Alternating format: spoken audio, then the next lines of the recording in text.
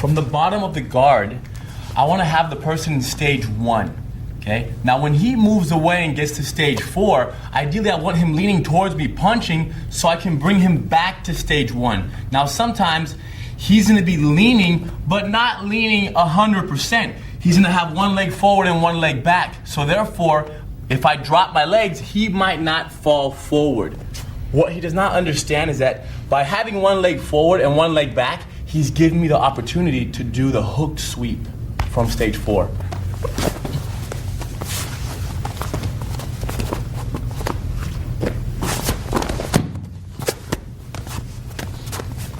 So what I did is this. Henner's standing over me. From stage 1, he breaks away to stage 4. Strong legs, keeping him away. He stops leaning. He's still, there's weight on my feet, but I can tell I cannot bring him back to stage 1. So I want to grab his front ankle cup. Now I want to hook his knee with my other foot. Now from here, both his legs are controlled. And now I'm going to fully extend this right here, throwing him back. Once he lands, watch this sit up. 1, both hands heavy, and jump back. Lay down one time, please. So here we are, stage 4. One leg is forward.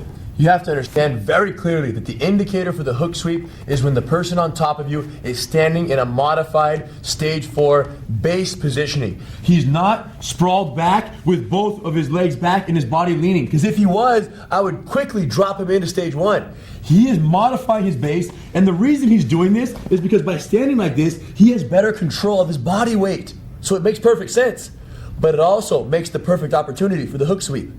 From here, with his leg forward, again, I'm coming over here with this hand, I'm hooking his ankle with a thumbless grip, no thumb, full hook right at the Achilles. Once I hook his ankle and I have a tight grab, and notice how I make it easier to grab his ankle. From here I can't reach, but watch this. Abdominal crunch to the side. Curl.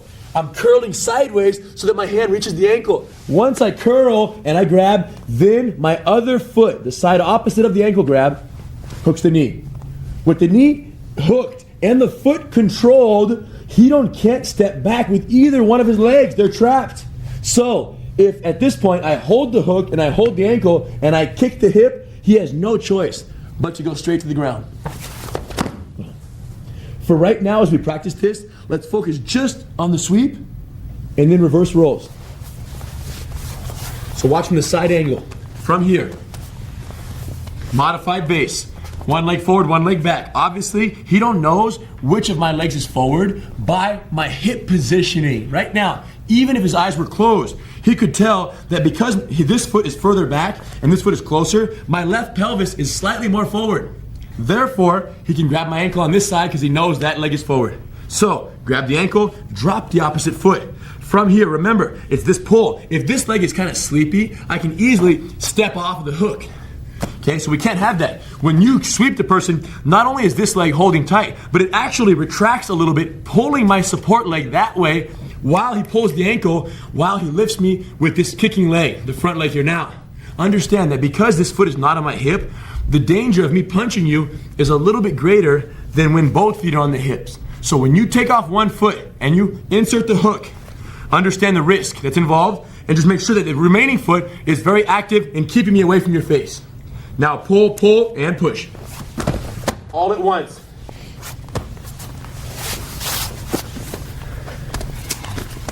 Sometimes when Henner's right here, okay, he grabs my ankle, he hooks my knee. When he hooks the knee, if his legs are a little bit shorter, he might not have the leverage to knock me down. So what he's gonna do is this. He's gonna move his body. He kind of walks his body in, winding his leg up more to give him more pressure. Huge detail. Check it out. If I'm back here, for example, I have longer legs, so it's easy. But if you had shorter legs, you might be at this point, but this leg is maxed out. I can't kick any further. But watch this. Using these toes and using this hand and holding him to protect from punches. Watch my hips.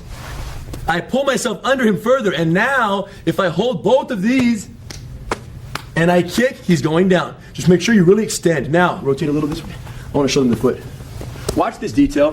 When you have the foot in your hand, a lot of people who try this, one mistake they make is they try to pull the foot off the ground, and it's very heavy. What makes this foot light and easy to pull is the kick on the hip. By me lifting Hidon's hips this much up and back, kicking him back, watch his foot move. It's very easy for me. Reason being, I kicked him with the hip, foot in the hip, and I pulled the ankle at the exact same time, or 1 second after. So it kind of shifts my weight off that foot. And it gets the foot already tilting pretty much. So from here, hook. Remember, if his feet are a little further back, watch my angle, watch my body. I can't reach very effectively. I curl and I grab. This foot drops and hooks the knee. As we kick, we pull, we pull. If you need extra power in the kick, watch this. Move your hips down. Get a little closer. Now I've coiled up the hitting leg here, and as I push that, I pull, and go. For practice purposes, the person in Hidon's position should make a very solid base with his legs, and in a sense, not fall. Try to resist almost to test the legitimacy of the kick and the pull. He's going down. Let me try one other side. Let me try the other side. Each person should have a chance to do both sides before we reverse rolls. Switch your base, please. From here, now that this leg is forward, I curl my body this way, grab the Achilles tendon with no thumb, hook the leg, watch my pull, get a little closer. Now I hold all this, and I'm ready for go. Believe it or not, some people are gonna hook like this. Crazy. Understand what you're doing right now, okay? He's hooking my knee on one side and holding my ankle on one side. Both my legs are being controlled. These are both control elements. This is a thrusting element. If you control both legs and you thrust the hips, he will fall. If you do this, hook this leg, hold this ankle, and kick this hip, why is he not gonna fall? Pop quiz. Because he'll step back. There's no control of the back leg. And sometimes the person in my position, go ahead, even though that's wrong, go ahead and push him back. They might fall still. Then that person is guilty. So we need to stop, and I need to show that I understand the move by helping him. One. If I do it wrong here. No, stop everything. Put this foot in the hip. He helps me. The knee. He recognizes my mistake and he corrects it. Now, from here, remember, pull, push. Extra power here if you need it. Launch him straight back. Boom.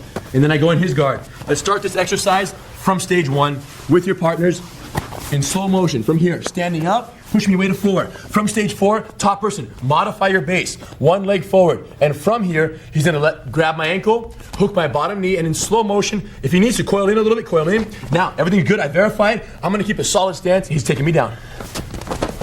I go down, he's good. Now he's gonna do it again, other side. Both sides for everybody. Start from here, I switch my stance. He curls, he hooks the knee, he wiggles in. From that wiggle, he controls this solid. He has a nice hook. Everything's verified. I'm going to keep a solid base, and he goes. Boom. After one rep on each side, then we reverse rolls, allowing the other person to do both sides as well. Okay? Hook sweep from stage 4 of the guard. Take your time, nice and easy. In the motion by yourself, of course.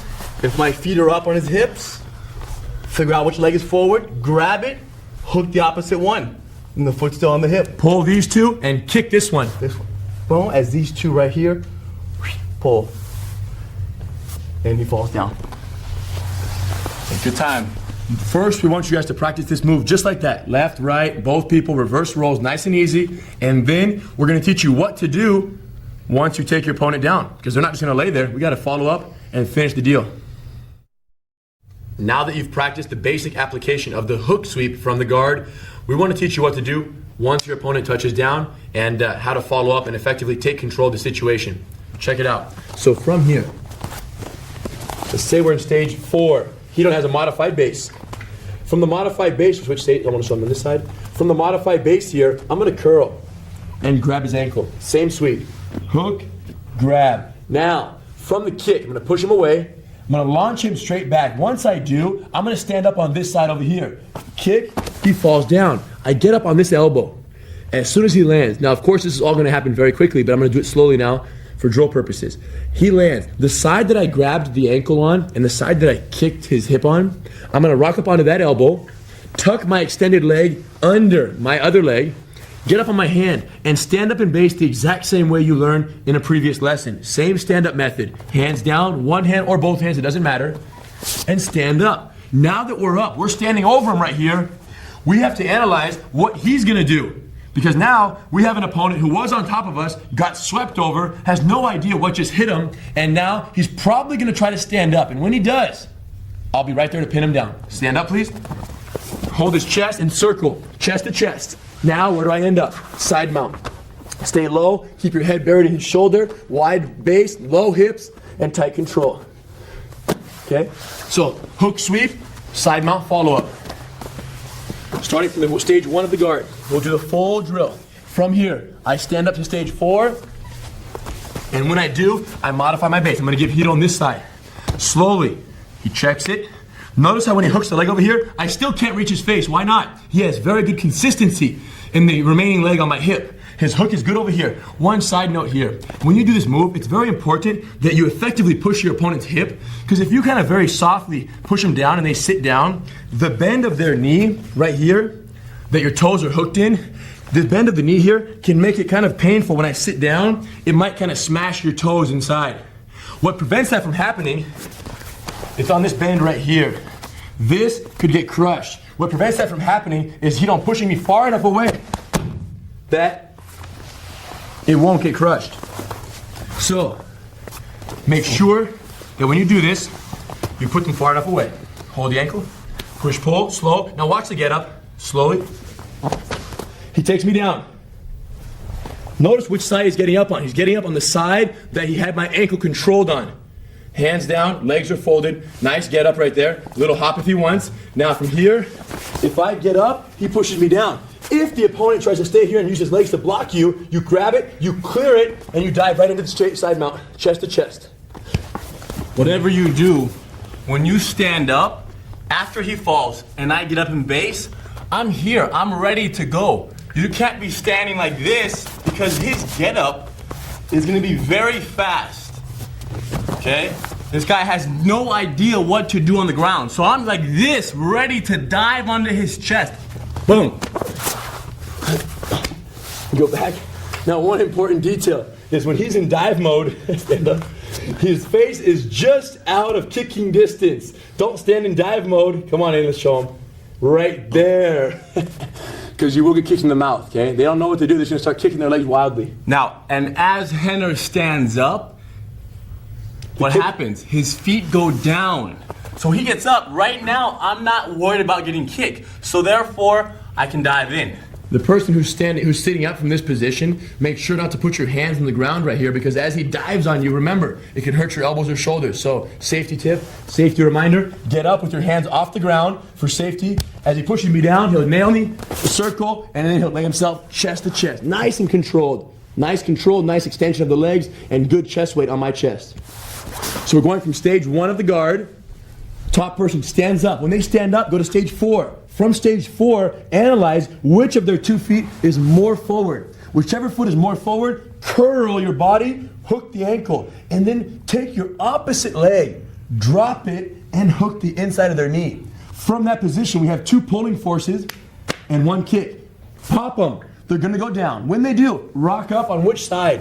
The side of the ankle grab, the side of the kicking leg. The side that hooked the knee, don't worry about that side. Come this way. Sit up, adjust your legs for the easier get up, and get up in base. Throughout all this thinking, the bad guy just lay there so he's not rushed through this process. Yes, if the bad guy gets up in a hurry in practice, it's going to force the good guy to get up in a hurry as well, which means they're going to do it wrong, which means they don't develop the right reflexes, which means bad everything. So in practice, very slow get up, give me time, and in reality, your get up in base will be so quick and so instinctive that they won't have time to get up, and you're going to rush them way too quickly for anything to happen. Good. Slow motion, hook sweep, full follow-up on this one, and you'll be ready for the reflex development session. Now that you guys are getting so good, we're going to juice it up a little bit. In this reflex development drill, we're going to incorporate the elbow escape from the mount, the kimura, shoulder lock from the guard, and the hook sweep from the guard. Watch this. Bottom of the mount. Starting with the elbow escape, remember we have several options for the elbow escape. From here, it's when he has his hands out so wide that I can't trap an arm. That's why we use the elbow escape, because the trap and roll is too difficult. From here, he can have the option of either putting his hooks in or having no hooks. If his hooks are in, we need to remove the hook. So from here, I remove one, pop the foot, lay it out, and lay my leg flat. Once my leg is flat, from here, we have a couple options. I can use my elbow alone. I can do a little hip bump and slip my leg out. Or I can use my toes to come over and pick his ankle. And finally, if I go to pick the ankle and his toes come up but his knee stays down, I do the heel drag. Step over, twist, and trap his leg. Once I trap the leg, I hug the neck, I scoop my hips out this way so I can put him in the guard. One, knee through, and then hip out all the way to the full guard. Once we're in the full guard, you guys know what's next. Let's incorporate the Kimura. We have two variations there, the rider and the forced variation. If he don't begin to sit up, I go with him, foot and elbow, scoot, and shoot. Scoot and shoot. Once you lock it up, you can finish from here. Other option from the guard. From here, pop the head down, elbow over, foot on the ground, hip out, get up on your elbow, look, and shoot all together. Once you have it locked up, lay down, here, trap the foot, scoot, scoot, scoot, and finish. Once you use your Kimura variation, you choose one of those and incorporate. He's gonna stand up to stage 4. Once he gets up, feet on the hips. But he's not gonna lean forward aggressively as most people would in stage 4. He's gonna stand with a modified base, one leg forward. From here, I choose the ankle I wanna grab. Obviously, it being the more forward one, I grab it, remove my foot from the hip on the opposite side, get a hold of his knee. Now we're gonna push, pull, pull, all together. Make sure the hold is nice. And then of course, stand up on the side of the extended leg, and then choose what you're gonna do. If he sits up, pin him and circle him. End up in the nice side mount here. Okay? This is a reflex development sequence, but a little bit juicier than previous ones, no problem. He don't start, he don't cheat it. He started and his leg was already flat on the ground. The most important detail for the elbow escape is a flat leg, and he had it there almost before I mounted. So that's exactly what he wants to do. If he knows he's gonna use it, might as well cheat. Look, use the elbow, pop it out, trap. He hugs the neck, he works the other side. Pushing my knee, he hips out, his knee comes through, full guard when he's ready. Hips this way, so he can lock me up easily. Now, from the guard, let's see him use the forced variation. He'll shove the head down. Once he stuffs the head, he scoots his hip out and gets up on the elbow. Foot on the ground, little hip, and get up. From here now, Tanner's gonna wanna sit up, so I stay close and watch the togetherness. Feet down, drive, trap, hip, slowly. Now he's in my guard, stage 1. He stands up, go ahead, stand up. Stage 4, not leaning too much though. Find the forward ankle, got it right here. Hook the knee, let him down. Get up in base, slowly. And here we are. And because he did the one where he pinned my chin, he pinned my chest down, I'm gonna grab his ankle, throw his ankle by, and both hands come around, lower, control. and remember, the reason Hidon can so easily pull my ankle by and establish a side mount is because I, as the unskilled opponent, don't know the rollover technique to block him. So when he pulls my ankle, he's got the side mount guaranteed. No problem. Trust me. You guys can handle it. Mix it up, help each other, try all these moves, every possible combination, every sequence, and strengthen those reflexes, because in a street fight, if you don't have them, you're in trouble.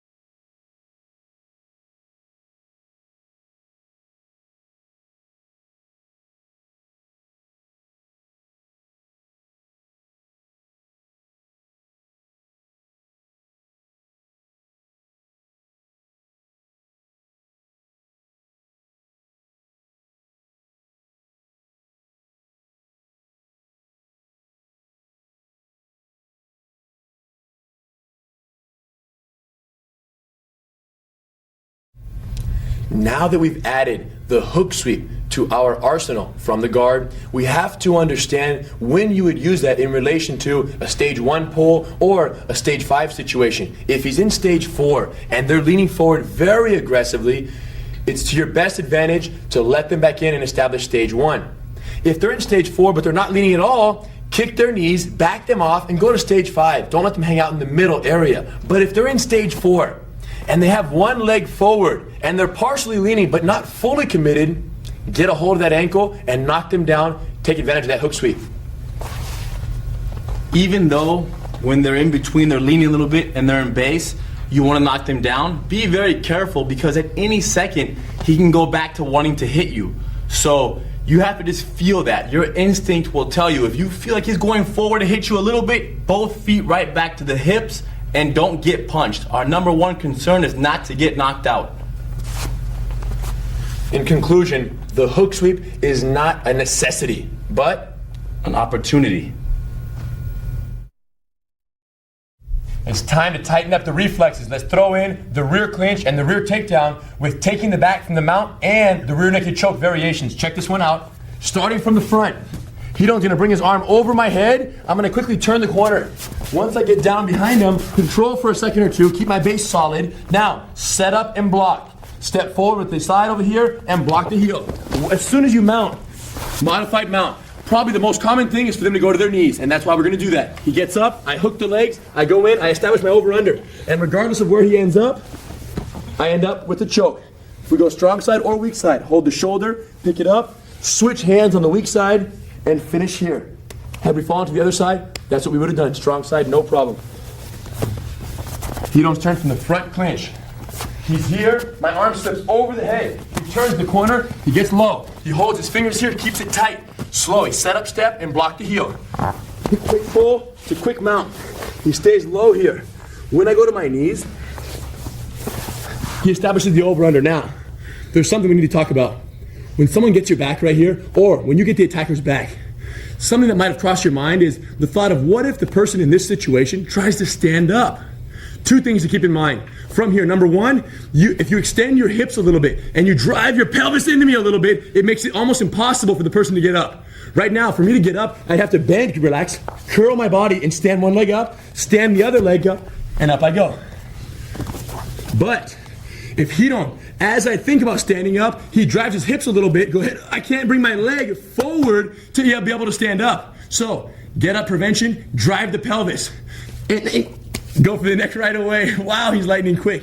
So, from the get up prevention, you stop him for 1 or 2 seconds and you sink the rear naked choke. You don't even wait. So that brings me to another point. If that's the case, why wouldn't you just go for the rear naked choke right away in every case? Why not just get on someone's back and sink the choke right away? You can probably guess that the reason is control. If Hidon gets my back and he ignores the control and he starts going for the choke right here and I spin out, he might lose it all. So your first priority from the back mount is control. Second is control. Third is rear naked choke. Now, if the person's trying to stand up, that means they're not rolling side to side, which means you can drive your hips, buy yourself some time, and then sink the choke. If they're much bigger than you, if they're much stronger than you, and they do get up, abort the mission. Jump off, keep the distance, shoot in, and do something else. Okay? But don't stay on someone's back as they get up, and then down you go. You might get crushed, and we don't want that. The best way to stop it, though, is a little bit of hip pressure. So for this reflex development, start in the front clinch, the elbow comes over the head, turn the corner, get low, hold the waist. Control, control, control. Step forward, rear takedown, nice waist control, go to the mount. Once you get there, they roll over. If they insinuate that they're gonna stand up, give them a little bit of hip pressure from the over-under. It'll stop their movement, and then you sink the rear naked choke. If they don't try to get up, keep that over-under and see what they're gonna do. If they roll, you better be ready for it. Keep the control, and then work your way into the rear naked choke. Whether it be the strong side or weak side variation, it doesn't matter, because you're ready for anything. Up until now, every technique we've used from closing the distance on our opponent during a standing situation has been from the front clinch. From there, we either body fold, leg hook, or pull guard to bring them down with us. But depending on how your opponent behaves, once you shoot in and go for that clinch, it may be easier to spin around and establish a rear clinch from where you can use the rear takedown. So in this first slice of this lesson, we're going to teach you how to establish or effectively control the rear clinch. And in the next slice, we're going to teach you how to actually execute the rear takedown and achieve the dominant position. So let's say we shoot in. We establish the front clinch on our opponent. And from here, his arm slips over our head. Now, if I'm too bent over, he might wrap my neck in a potential guillotine. So, from the high clinch position with my body relatively postured up, if he's able to sneak his arm over, watch what I do. I keep my head extremely high against the back of his shoulder, and I push with my head, and I spin around the corner, landing in a low back base here with my head down and my hands locked up around his waist. From here, we want to control, and in a moment, we're going to take him down. From here, I just stay low. Notice my body positioning. From right here, notice the difference in body positioning from the rear clinch from what you're used to in the front clinch. I don't want to be tall and close to him. I actually want to be low and bent over. My hips very far away from his. My hand is wrapping around right underneath his gut, holding with this hand deeply wrapped and the other hand locked with my fingers hooked in the S grip. From here, it's very hard for him to grab my fingers and peel them off. If I grab my wrist normally, he might grab a hold of my fingers and peel them away. But if I grab here with the S grip, it's more difficult. So keep this locked up tight, hold the waist. Now, from here, body bent over, look at our feet positioning in relation to one another. My foot, one foot is next to his, the other foot is straight back, almost in a triangle position here. Now, if he don't moves around, I hold him close, my head is down, and I ride along. No rush. Move away, please, straight away. Ride and slow him down, just control. One more time, let's establish the rear clinch from the front. So from the front clinch, I'm here. His arm sneaks over my head. Why would he do this? He's desperate. He doesn't know what else to do. So he pushes my head down, he brings his arm over to try to either elbow me or wrap me in a headlock or a guillotine, who knows? Maybe Henner closed the distance and he made a mistake. And his head ended up there, so he goes immediately. Turn the corner. Notice how when my head ends up under the arm, I am very aware and I drive my head up and back. Wrap my neck in a guillotine. He can't wrap my neck right now. If I'm here, I'm wrappable. So whenever your head ends up underneath, tall, get your hips in and do this. But my hips only stay in and my head stays high only until I have a chance to turn the corner. I do that by driving with my head and shuffling my feet around. And I drive my head down right away. Notice my final position here. My head is down by his waist so that there's no direct elbow to my face.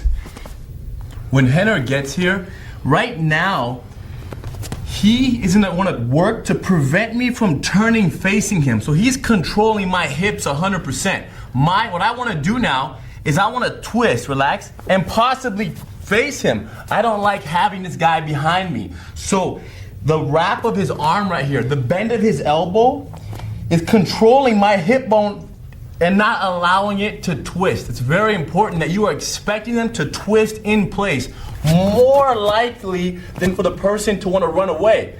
He wants to face you and keep fighting, so get ready and stay strong. Two things to keep in mind here. Number one, keep the arms very tight. Number two, you're only going to be here for like at most 3 seconds. At most. Hold, rear takedown.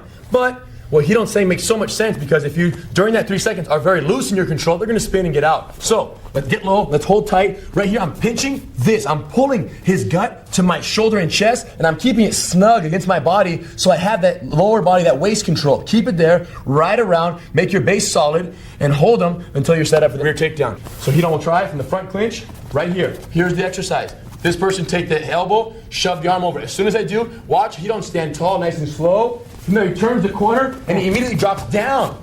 Notice how his head, go again please, standing up right here. Notice which side his head ends up on once he turns the corner. If this arm is went over his head, Hidon's head stays there, turn the corner, and then comes to this side of my body, across the whole body. He does not switch sides, head to the other side. He does not do that. You don't cross over and switch sides. Your head stays in the same position in relation to your body.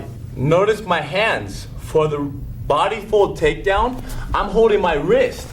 His arm came over my head. As I go around, I can switch to this grip right here.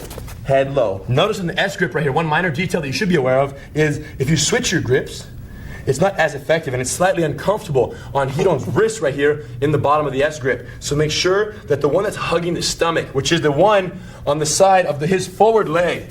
Look at Hidon's two legs. One is next to my foot, one is further back. The forward arm and the wrapping arm, should be thumb facing my stomach, thumb in. The other hand comes in, thumb out. Right here, okay? So the front hand is thumb in. You're hugging with that blade, with the inside blade on the arm. Now his head is down. I can't elbow him in the face. And now we move around a little bit. I try to twist and face him. His control is too tight. Notice how good his base is. His base is very solid. Keep that for 5-10 seconds with each other, and then reverse rolls. Reverse clinch. So no crossing your feet when you're making that base. Most important thing, when you're moving around. So you're starting the front clinch, his elbow comes over, you turn your head, you spin the corner, you get low, you hold tight. And from here, as you're moving around, the most important thing is that your feet always stay based out in relation to one another. You never cross over because you're terribly off balance. If they catch you with a quick movement, you might fall over, and you're not going to be set up for the rear takedown. Remember what Henner said about how you're only going to be in that position for 1, 2, 3 seconds. And because of that, the person who's playing the bad guy, don't twist and turn forever. When you twist and turn a little bit, but be reasonable. If he holds me for 25 seconds, I might eventually turn and face him. Of course. That's unrealistic. Slow motion. It's just a drill. It's a preparation drill for the rear takedown. Try it, slow motion, and help each other and give feedback. Stay low.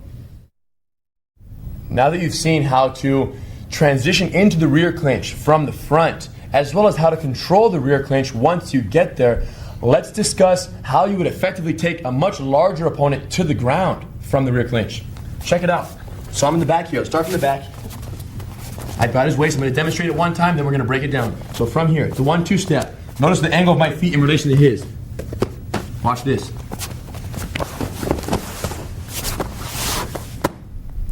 So, rear takedown, block the foot, pull him down, and you end up in the modified mount. From here, we have arm lock, you can take the back, we have many options. Let's talk about the takedown. So, key details here. He number one, bends his knee, starts in a little base. For me, I wrap his waist with my front arm. Which arm? The arm of my forward foot. This is the back leg, whichever one is posted. It could be either side. You could be practicing on this side, and then it would make this one the back foot. Regardless, whichever one's the forward leg, that corresponding hand wraps the waist low by the belt, by the waist. Now, this hand come up and grab hands. Remember, hugging with the thumb in and S grip here, head low. From here, the move is essentially a 2-step deal. We want to take a small step forward with this foot to make sure it's within range, and then block. Watch this. You can see what's going to happen next. When I block his foot and I pull and I sit and fall back, he can't move this foot. So I go 1, 2, 3. His foot stays still, his hips go right here, and I follow up on top. So with the body lock, imagine my arms as a rope or something wrapped around his waist that is kind of connecting our bodies. But really the technique comes from the little step forward, 1, 2, and the sit down. Look at my foot right there. Look at that right there. My foot is on his Achilles, right against his heel, wedge on the ground in the corner. Once it connects, once I get that tap, I'm going to squat down and shoot my hips back. 1, 2, shoot and pull. Look at the rollover. I roll on top and I quickly slide my knee behind his head and my foot by his stomach for this modified mount. One more time. Let's talk about some key details here. From the body waist, from the waist wrap, stay low, stay back, step and block. Step and block. Some of you are going to have trouble reaching that foot over there if this foot over here is too wide. So if your opponent has longer legs, open your legs wider please, base wide. If their base is very wide, your setup step doesn't have to be outside of their leg. You can actually set up right here to block here. So whatever's comfortable, just set up a step here, here, here. Anywhere around this foot is fine as long as you block the other foot. From here, top person should have their knees slightly bent and their body bent over to make it easier on the takedown. So once again, step, block, and pull. And fall right over. My foot goes right by his belly on the follow-up, and my hands end up out here. The most important bad guy reminder and safety tip is this. When Henner has my back, when I'm moving around to test his control, if I move too much, he could potentially sit right here on my knee. So if he sits on my knee, it's gonna be very damaging. So what I wanna do is this. I wanna make sure I'm giving him my back. He's behind me, not on the side of me. And the person doing the technique, make sure you verify that you're never doing this technique, the rear takedown from a perpendicular angle. If you sit it from here, you're gonna hurt your partner's knee, so no good, especially in practice. So make sure you're completely behind your opponent, slightly angled to the side, but not perpendicular. Now, set up, step, and block. When done properly, your hips shouldn't even touch their knee. If done incorrectly, your hips sitting down could possibly break their knee during practice. Be very careful. Make sure you're behind each other when you practice this move.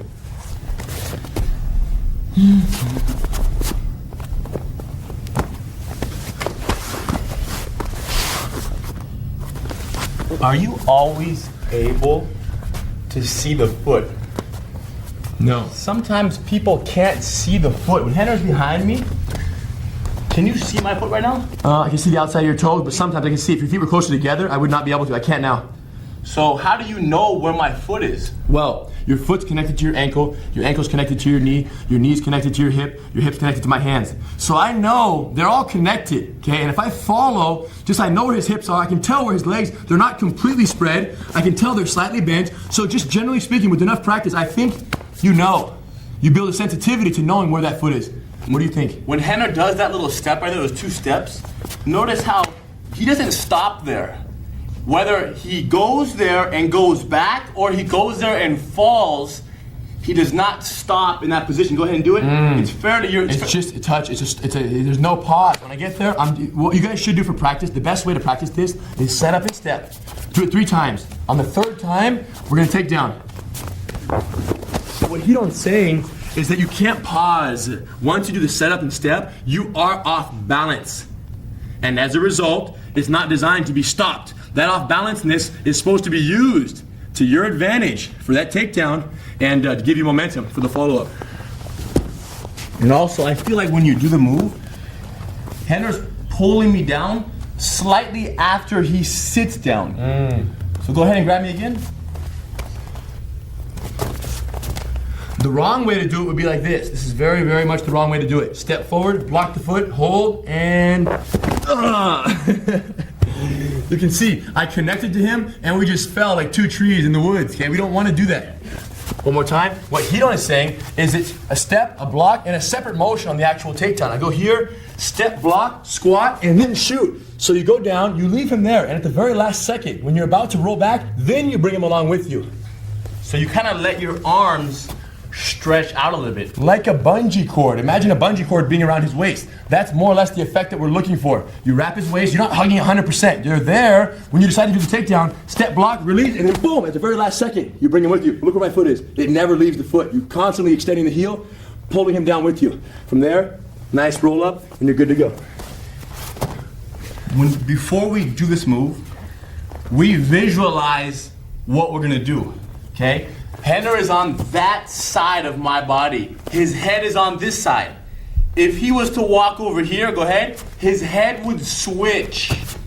Okay, go back to the other side, there's his head. Now, it's important that you don't put your leg down, step, and try to throw me the other way, or pull me on top of you. It's right here. It's right here. Bringing his hips right next to you. Block his foot, pull him, and roll him to the front side. Whatever side you're already on, you do the small step. Whatever leg steps out big, you sit on the side of the small step. You sit by your heel, keeping this leg as straight as possible. If your partner is landing on your knee, it's because you're probably bending your knee. And you're bending your knee because you're afraid of the fall. If I hold him right here, people do this. 1, 2. Now, when I hold him, I don't want to fall and go like this, boom, on my knee. It's not the smoothest move. That's 1. Also, right here, you don't do this. So, like I said, back to the straight leg. My leg is straight, it stays straight, and that allows him to fall directly over my knee. I hardly touch his knee if he does it right. Okay, and one final detail, you don't sit down or you don't wrap the waist, step in, pick your opponent up and slam him on the ground. You're holding their waist, step, block, squatting, shooting back, and bringing them with you. Controlled gravitational pull on the takedown. Let's do that crazy one time. Uh-oh. Want to get slammed? No, you get slammed. So people do this step here and try to twist and end up belly down. It's too much. Way too much. There's no pickup, there's no throw, there's no explosiveness, it's just technique. That's the thing, there's no technique. And this right here, what we're gonna do is all technique. So I'm holding 1, 2, squat, and pull. And at the very last second, he rolls up. Step over, adjust, knee behind the head, hands out, modified mount. When you're doing this one by yourself, Or with a partner, remember, hold, set up step, set up and block. Do it 3 times. 2. And the third one, you're gonna pull down, all the way down, and when you pull this elbow, look, don't do this. You're gonna hurt your elbow on the cement once again. as you pull, watch. Let go of your hands, tuck your elbow into your stomach, not under your stomach, into it, and then do this. And follow right up. That modified mount. So you should release the body lock once the fall is, 50%. Let go, tuck your elbow in, let them fall, and then do your roll up, no problem. The elbow tuck is so important that we save it for last. Let me do it myself one time. When I step 1, 2, as I sit down, I think about my elbow touching my hip bone right here. Okay? So I'm here in base. Sometimes I pull the person. I want to get the guy who's in my position, the bad guy. Get me real quick. Henner doesn't want me standing right here. He might pull me back a little bit to get my base wide, get my legs good. And now when he does the step, his elbow, like I said, goes for his hip bone. And only let go of their body. 1, 2, only let go once you know for sure they're falling back. So he sits, they're falling for sure, let go, elbow to the hip bone, strong leg and core, so your leg lands on top. In very slow motion but controlled slow motion, because like the standing headlock defense, there's a certain amount of momentum to this one. Hold the rear clinch, start from the rear clinch, set up, block that foot, step, block, set up and block. When you set up and block the third time, squat, pull, and like Hidon said, bring them with you. Don't throw, don't twist too crazy. Tuck your elbow in front of your hip here, roll up on top of them, and end up in that modified mount, nice and slow. If you can't do it in one fluid motion, it's no big deal. It'll come with practice, okay? Roll up on top, go to your knees, and then jump over to that modified mount if you have to. If you're having a hard time, it's probably because you're trying to rush through it. And make sure you don't bounce your head on the ground. Like every takedown, everybody protect your heads and don't put your arms out. Especially the person getting taken down. Stand like this, knees bent, and when they pull you down, watch my motion. Head off the ground. Don't go flying back all crazy. Take it easy on each other. And you know how to do the rear clinch. You know how to do the rear takedown. Learn these two. Go nice and easy. And if it doesn't come natural right away, take your time, give it a chance, and eventually it'll become second nature. And when it does, try the reflex development drill. Let's go for it. Now, let's establish the rear clinch and execute the rear takedown in the context of a real fight. Check this out. Starting with an aggressive opponent. Hands up, I'm gonna attack. He don't gonna stay away. Safely. I punch, he closes the distance, he establishes the clinch. From here, when my arm comes over his head, he lifts the head up, turning the corner, keeping his head down very low. Controlling this position, he executes the rear takedown. Following up, as soon as he gets to this position, it almost makes sense for me to reach up and get him in a headlock. It's extremely common. So Hidon stays low, he's patient, he's ready. From here, when he feels good, he brings the frame across my neck, grabs the wrist, and drives his body weight, making me let go. Traps the arm, pins the head, inverts the front leg, steps around low and wide. When he lands, I'm going to check his control. I'm going to try to sit up. He's too good. Too tight. No deal. Squeeze the arm, please, and we're good with that. I'm going to get up and go in his guard. Stage 1, punch. He's pretty tight, so what do? I sit up. What stage is that?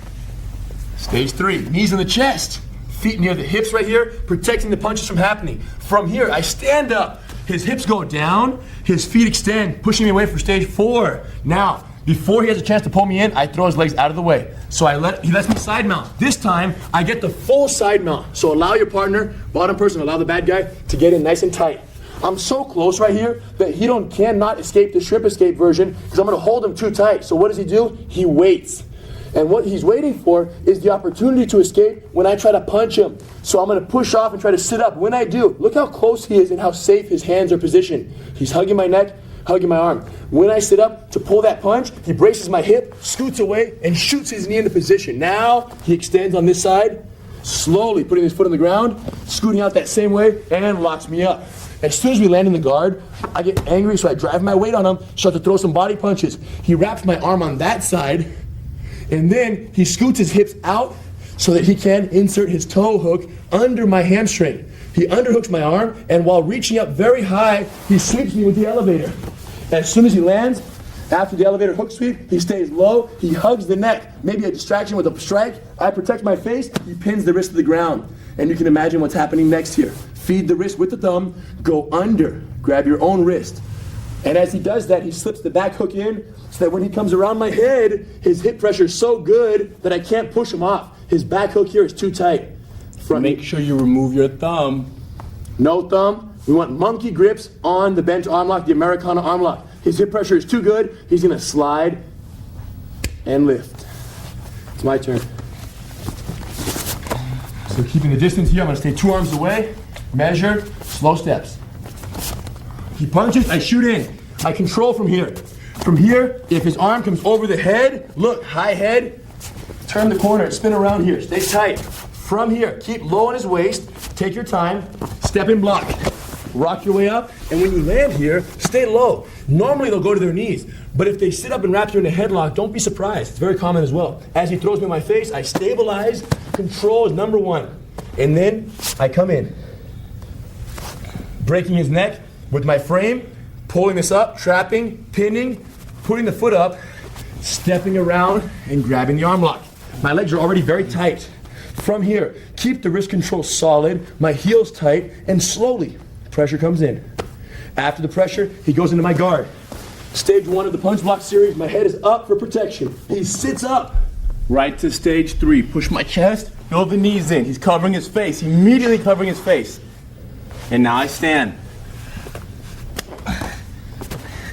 He throws his legs out of the way. He allows me to get to the close, full side mount. Do it that slow too to make sure no one gets hit in the process. Go nice and easy. Now from here he's too tight. So because I know I can't get out, he's too strong on his arms and legs, I just hug the neck and hug the arm. Why? Because I don't want him to surprise me with any punches. I'm too close. Now, when he really insists on creating that space, I post my foot on the ground and I brace the hip with this hand. Now all together my hip shoots out and my knees shoot in. And once they do, I block the punch, extend, foot on the ground, hip out this way, and of course I get that full lock up.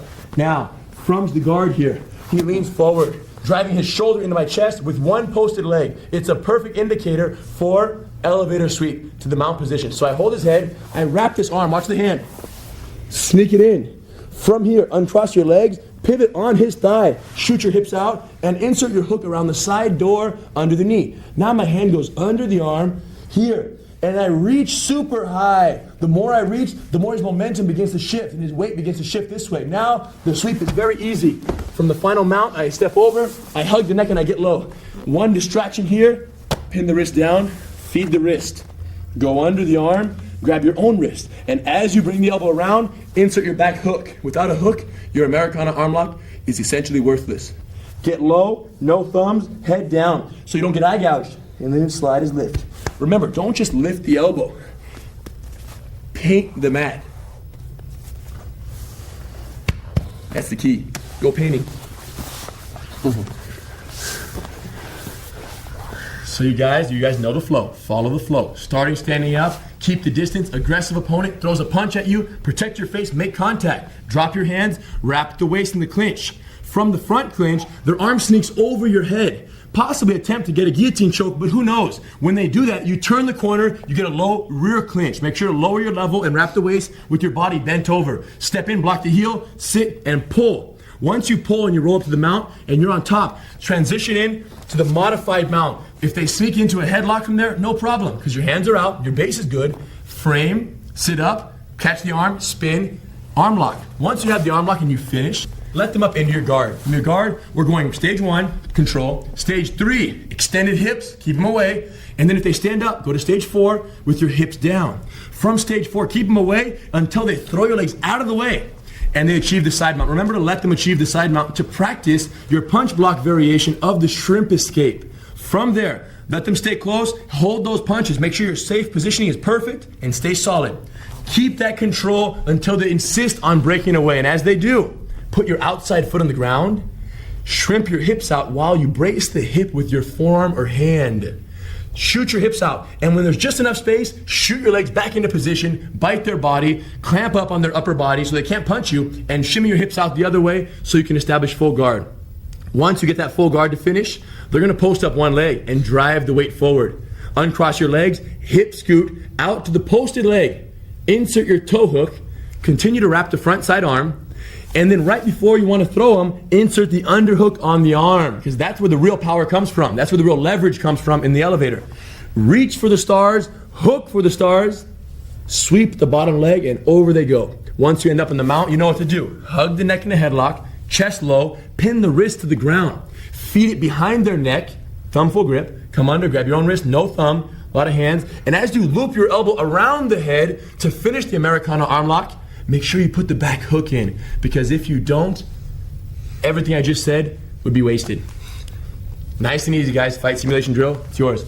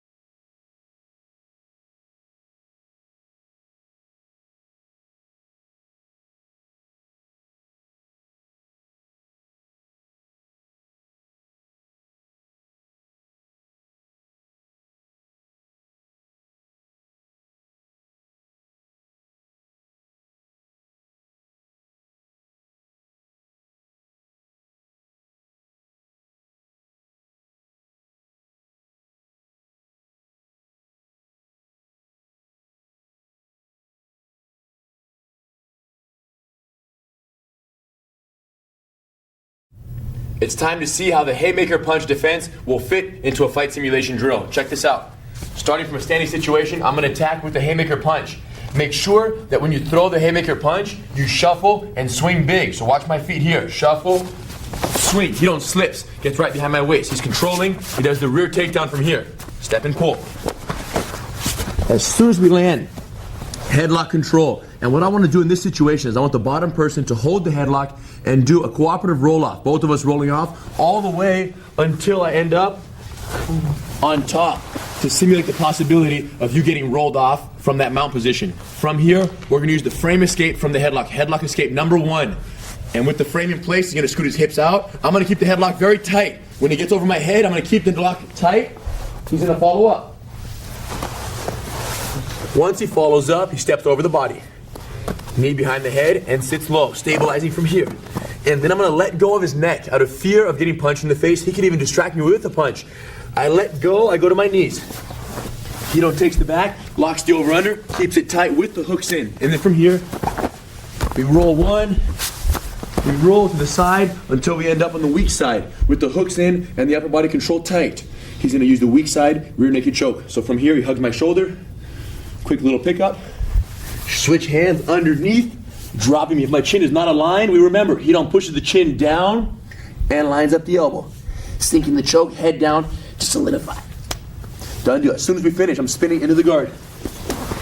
Stage 1 control right away. From stage 1, I'm going to pull a punch to the body on this side. And when I do, Hito's going to go to stage 1.5 triangle setup position. The knee comes in, the head control goes in, and the leg on my back, everything holding me down tight. Now from here, he slides to the wrist. Once he has my wrist, he pushes it away, retracting his leg, crossing his feet. And with the feet crossed, aware of the punches, until he has an opportunity to hip up and pull the arm across the body. Once the arm comes across, head control, foot on the hip, walk it out.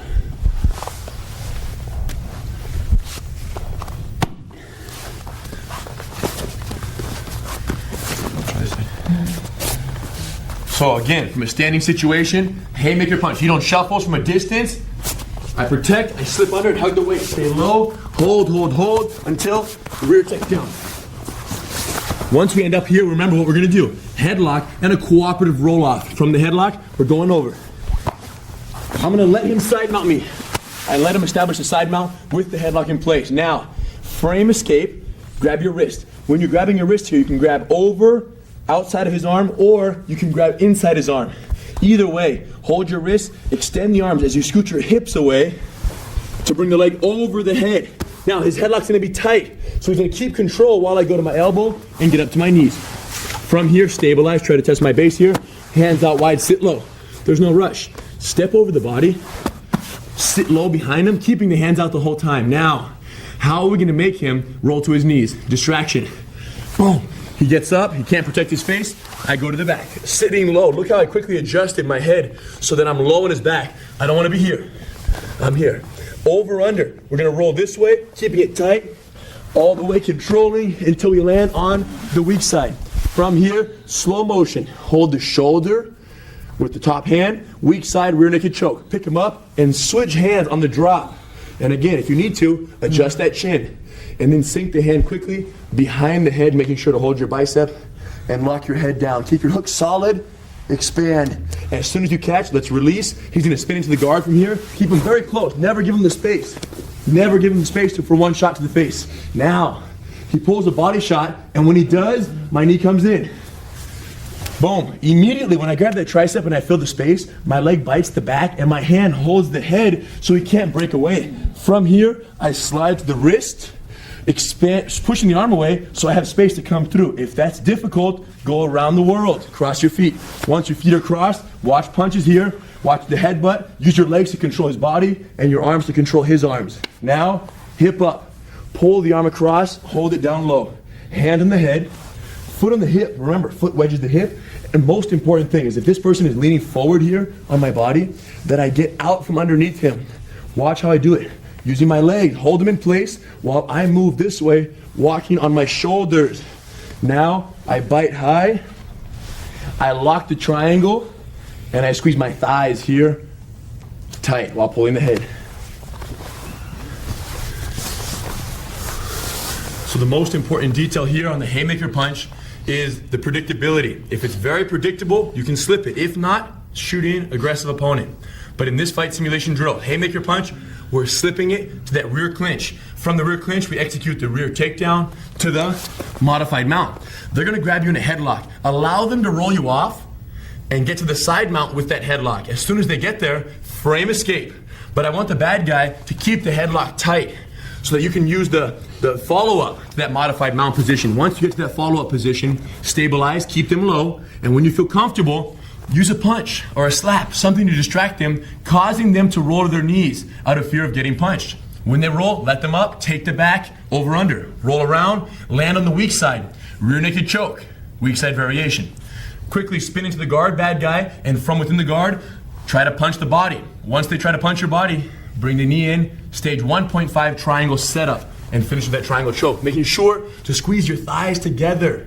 Key detail in the triangle, pinch those thighs. If you just pull the head and lift your hips, it's not nearly as effective as pressure from those sides with those thighs. Go for it. After the haymaker punch defense, you end up in the rear clinch. From the rear clinch, we only have one option, rear takedown. Let's tie these two together in the reflex development drill. Check it out. So Hito throws a big punch, haymaker, I slip it and I get behind him. From here I control the waist, keep my control solid until I feel comfortable for 1 second, step and block. And I'm good. Hito's turn.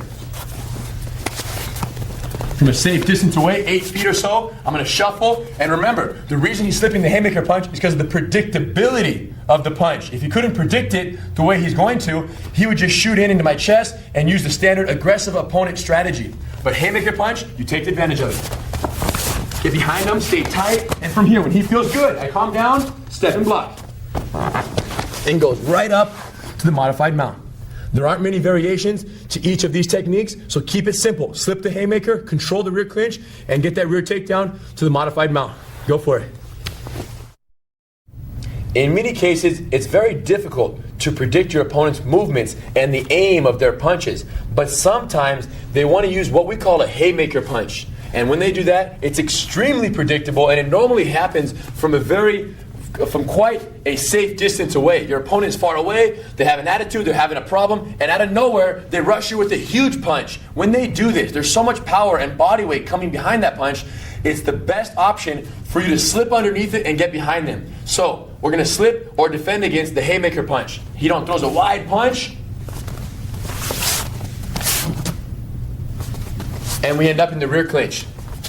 So, what categorizes this punch as a haymaker punch is the distance at which it's from, as well as the predictability, the overall predictability of it. We're not squared off, jab, right cross, technical match. He's just coming at me across the bar, extremely angry, throwing the biggest punch you could possibly imagine. So when Hidon does that in very slow motion, watch what I do. He shuffles, I protect my face, and I slip under it.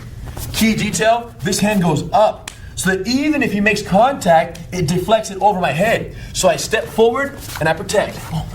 I lunge forward with the foot in the direction of the punching arm. So if Hidon is punching on this side, I'm lunging forward in that direction. So from here, he shuffles towards me, and I go, poof, and I come under.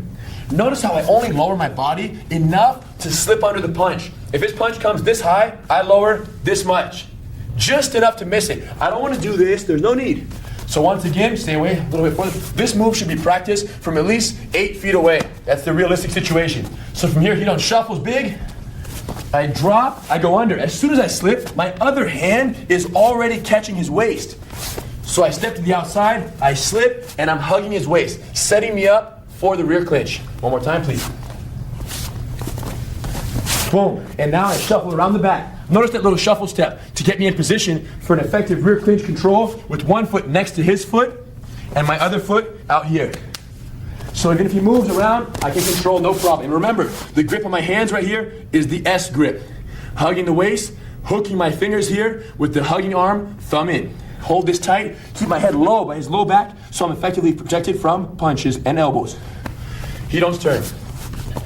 So I'm right-handed, I'm going to throw my right hand. I'm going to shuffle towards him. When you practice this, make sure the person throwing the punch effectively and realistically shuffles, okay? Shuffle both legs and swing your arm as if it were a baseball bat. He goes right under. He's holding the waist, his head is down next to my low back, and he's controlling me very well. Control is perfect. One more time on this side here, you're good. I'm going to shuffle one more time, right-handed. Again, it's very predictable, and here I come. He slips right under. Control, control, control. One thing Hidon did right now that's also very important is he waited until the punch was very close to him to make his move. Think about it this way. If he's standing 8 feet away, stand back a little more please, and I go to throw my punch, get in your position right now. If he gets in position right now, I see him and I punch him before he does it. So if as I'm setting up he gets into position too soon, he's going to give away his technique and I'm going to see it and I can modify my attack accordingly. But if as I shuffle, he waits, and he goes, now it's too late. Okay, so make sure you wait till the very last second, then you step forward and go straight down. Step and wrap. Notice how I'm standing right now. I'm at a good distance, like Henner said, and I'm standing normal, okay? That's the most realistic scenario. Standing normal, he's relaxed in the party, with talking to some friends, out of the corner of his eye, some guy swings, crazy drunk guy, boom, he swings, misses, Hidon ends up in the rear clinch, nice and tight. Probably the most common mistake I see on this one. You probably know what I'm gonna say. From here, when he throws that punch, people step forward with this foot. Now go ahead and throw that punch so you can see what happens. You slip it, but look how awkward that looks in relation to the rear clinch. Doesn't make sense. Had I stepped forward with this foot, come in, please. Look where I end up. I'm facing him, and I can turn around the corner and establish my rear clinch very effectively. So step forward with the foot that corresponds to the punching arm. How about, because there's a good distance, that slide step forward. You can't just drop into a stance. When I'm here, I'm normal. When I step forward, I don't just do this and expect him to throw himself over me. Okay?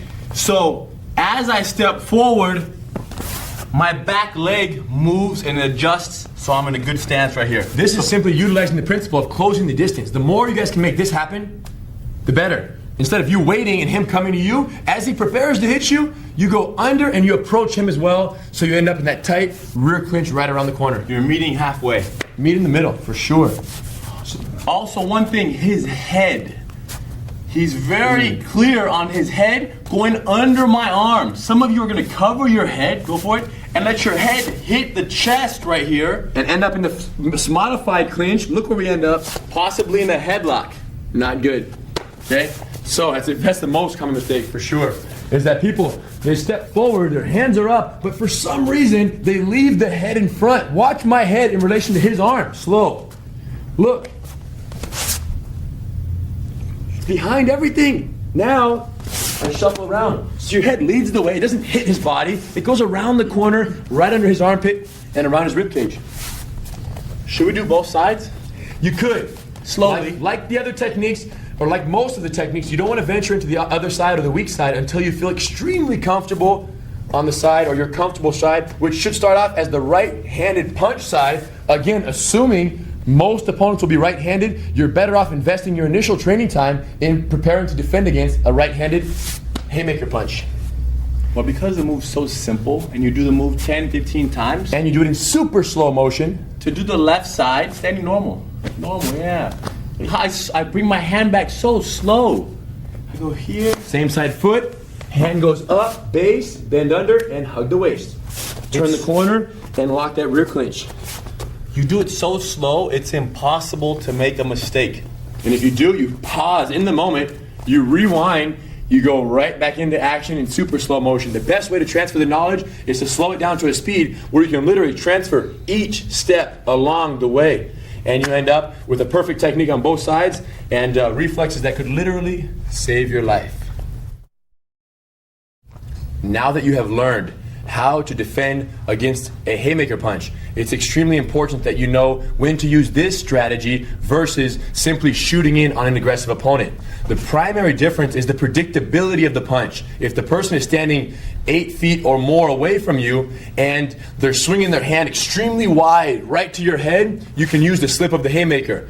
If they're a little bit closer and their punch isn't as predictable, you're safer going for the standard clinch on an aggressive opponent, which you learned in a previous lesson.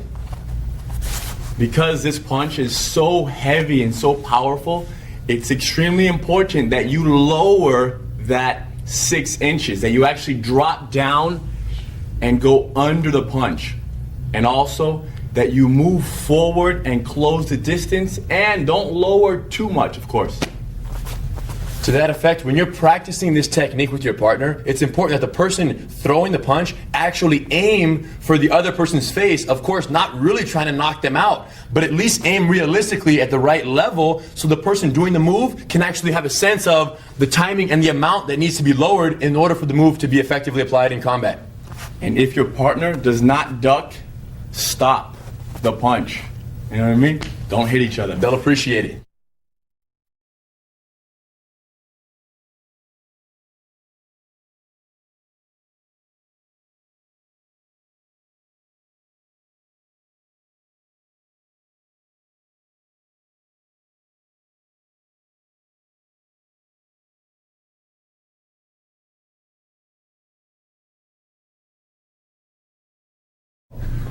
How would you use the hook sweep in a real fight? There's only one way to find out. Fight simulation drill. Check it out. So, starting from a standing situation, I'm going to be the aggressive opponent. I'm going to charge towards Hidon as he backs up a little bit, keeping a safe distance, and then I'm going to throw my big punch. When I do, he times it, he clinches immediately and grabs my waist. Now, there's a problem. The guy's very strong, very determined. He breaks his hips away. So what does Hidon do? He grabs the shoulder blades, 2 small steps, and pulls guard. Once we end up in the guard, he stays close. Notice how he keeps his underhooks. I sit up, he wraps the neck first, and then wraps the arm. Better control of the head is the most important thing. Now, from here I get angry, so I sit up. Boom, I get away. He pushes me away, feet on the hips. I'm far away, I throw a couple punches, and then I back off. From stage 5, he's gonna follow me. As he follows me, I'm gonna get his ankle and throw it out of the way. When I do, he's gonna do the rollover technique. Blocking the hip, replace it. As soon as he replaces it, look at my base. It's modified with one leg forward. What does that mean? Hook sweep. He grabs the ankle, he hooks the knee, and down I go. He stands up in base, I try to get up, he nails me down. From here, he side mounts, chest to chest, stays low. As he moves and controls, watch this. I'm gonna try to put him in the guard by pushing his pelvis away. When I do, he switches and sits low. He's too tight right here, I can't get him in the guard. He goes to his knees, he stays tight with his knees. Look how I bring my knee right here up under his arm and then switch to my knees. Trapping my arm here so I can't put him in the guard and I can't resist his mount attempt. As my hand walks out, first actually my knee comes across the stomach and then my hand walks out and my weight shifts forward a little bit. The forward weight. Now we touch the knee on the ground, slap the foot, get the mount. Check the base side to side. Heavy hips, always with the back hook in and the front knee open. Switch sides, nice hand switch. Look at his timing and look how his torso stays aligned the entire time. Stays centered. Now, I push up. Straight up the chest, high swim. Notice how I let him push me up, of course. I had his neck controlled, but I still allowed it. After one high swim, let's work a cooperative roll off. We're gonna fall this way. He's gonna let me roll him off to simulate the arm lock from the guard. From here, stage one, and now I'm gonna swim through. Boom, boom. As I try to choke him with the high body positioning, you know what's next. Spin, hold the wrist. And nice arm lock from the guard. High variation because my body was high. Tap from the guard. Okay? Work that one more time. So, from distance, heat on his back, attacker, aggressive opponent, nice and slow, and then throw that punch. We can do the aggressive guy who's just talking to you too. Sure, it could be a conversation or it could be a fight situation where you start, you know, and you're squared off. Either way, when the person becomes aggressive, you don't think twice. You bite your teeth, hands on your head, and you drive straight into their chest. Once contact is made, you drop your hands and you wrap the clinch. Hopefully you can control their hips, and if not, you'll see what to do. Grab his shoulders, now step, step, drop and pull. From the guard, keep it tight. Look how close I stay. And then I wrap. I can even lock hands right here. And then wrap again. So, from the pull guard to stage one. He stands up, stage four, from stage 4 to stage 5, now a couple rollovers. He rolls my leg over, I turn and I block. When I land, his foot's already forward. One leg forward, please. With one leg forward, I'm gonna grab his ankle. It's this side over here. I'm gonna turn, hook the ankle. Now watch that foot. Drop it. As soon as your foot drops, in reality, you're gone. So 1, 2, 3. I get up in base. Now from here he tries to sit up. I pin him. I go right to the side mount. Make sure you go around his legs when that happens. You pin the chest and you circle. Now hold on tight from here. Stay low. He pushes my hips. I switch and I sit low. And like Hidon said last time, when you're ready to mount, bring this leg under his arm. Look at that. I come real low and I keep it tight to my elbow here, like real close to his head. Now I get up and I wedge him real close to my body. It's time to mount. So from here, take your time. Knee across the belly, hand out. And remember to lean forward here with your hand out, otherwise you might get rolled to the backside. So hand out, lean forward, knee down, slap down, and you're mounted. From here, check my base to the side. My hook is already in. Now if he switches, watch my leg switch. Switch the hooks, switch the hands. Maybe one more, switch and switch. Switching the legs first, because the legs are the most important part of maintaining the mount. When he pushes my chest, he goes straight up, I swim right down the center. 1, 2, and I go right back down. But this time he rolls me too fast, I don't expect it. So we fall out, and when we land, we know what's next. Hidon's gonna swim through for my throat, but his body is so high, I can't keep him down. So what do? Straight arm up from the guard, high variation. As soon as he breaks free, I work my angle, hugging his leg, holding the wrist. Now watch both legs travel. How do I do that so smooth? Core stability and elevating off my shoulders. Nice high bite. Once the clamp is good, I release his leg and I hold the wrist here for nice slow pressure. And with that pressure in place, the done deal. What about on that arm lock? There was that detail where if the person falls, and that might happen, especially if for whatever reason it's a little bit difficult to hold what I'm holding right now. My knee is very wide, but if I lose my balance, If he falls, watch this. I sit up in a chair, and from here, I'm gonna pull my hips closer to his shoulder. So I'm gonna use my heels, suck my hips in closer. And once my hips are in tight, just hold the wrist again and lay straight back down. Nice and slow, leg control, and then full pressure. So we've got a nice sequence here. Standing up, keeping the distance, aggressive opponent. As they rush towards us, Shoot in, clinch. When you go for the clinch, you want to control them, you want to take them down, but they're too strong. Their hips are too powerful, they break away. As soon as they do, you quickly grab the shoulder blades, squat, and shoot back to the guard. Once you get in the guard, stay close. They're gonna try to break away, transition to stage 1. From stage 1, hold them. If they stand up, you're going to stage 4. From stage 4, they back off, you kick them away, go to stage 5. And from stage 5, we're doing the rollover technique. They pull your ankle, you roll, and you block. Back to stage 4 with the feet on the hips, but this time, they have one leg forward inside stage 4, or when they're in stage 4. You see that, you feel their leg forward, and rather than pulling them back into stage 1, you hook their ankle, you drop your foot and hook the knee. All together now. Push the hip, pull both legs, and gone. They're going down. Once they fall, get up in base properly, take your time, follow up to the side mount. From the side mount, they're gonna push your pelvis, turn, sit low, go back to your knees, and get ready to transition to the mount. From that low position, slide the knee across the belly. Slap your foot over, achieve the mount. Stay low, they're gonna check you side to side, maintain, maintain, maintain. When they push your chest straight up, alleviate the pressure off of one chest and shoulder, swim that arm through the middle, other side, swim through the middle, and get low as possible. Finally, cooperative roll off, fall to guard, and from the guard, stage 1, they're gonna swim through with extended arms. And you know what to do. When they're sitting up tall in your guard, straight arm lock, high variation. Get that angle, snatch the wrist, and both legs shoot up really high, clamp, and immediately confirm the double wrist grab, hold it to your chest, and drive your hips right through their elbow and beyond. Nice and slow. Fight simulation drill. It's all yours. There are several reasons why you might end up having to resort to the rear clinch. When you shoot in and establish the front clinch, if your head is too low because you shot in too low, they might end up trying to wrap your neck. And when they do, it's a perfect opportunity to turn the corner.